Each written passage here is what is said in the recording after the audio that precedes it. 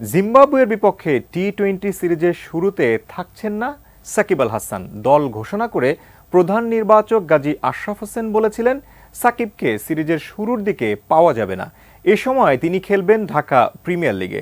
সামাজিক যোগাযোগ মাধ্যমে এ নিয়ে একটা ধোঁয়াশা তৈরি হয়। তবে এ বিষয়ে নিজের অবস্থান পরিষ্কার করেছেন সাকিব।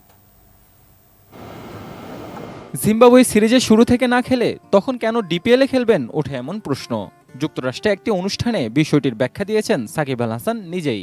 জানিয়েছেন পুরো বিষয়টি হয়েছে টিম ম্যানেজমেন্টের সঙ্গে আলোচনা সাপেক্ষে।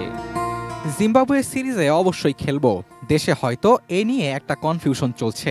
আসলে এগুলো আলোচনার মাধ্যমেই হয়, আমার ইচ্ছে মতো হয় না।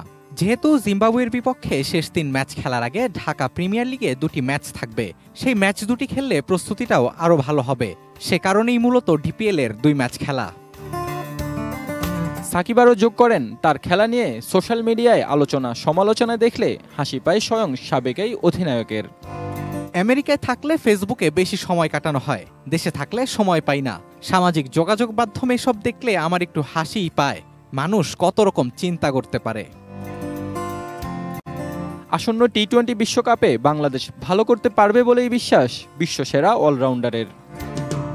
বিশ্বকাপ পাওয়ার মতো অবস্থায় আছে কিনা এটা বলাটা একটু মুশকিল। তবে টি-20তে বড় ছোট দল নেই, যে কেউ যে কাউকে হারাতে পারে। আমাদের বিশ্বাসটা দরকার। ওই বিশ্বাসটা নিয়ে যদি খেলতে পারি আমরা ভালো করব। বলছি না ট্রফি জিততে পারবো কি পারবো না, তবে আমাদের ভালো কিছু করার সম্ভাবনা আছে।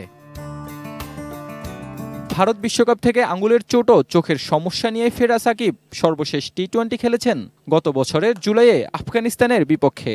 সবকিছু ঠিক থাকলে 3 মে থেকে শুরু জিম্বাবুয়ে সিরিজের শেষ ভাগে খেলবেন সাকিব আল হাসান।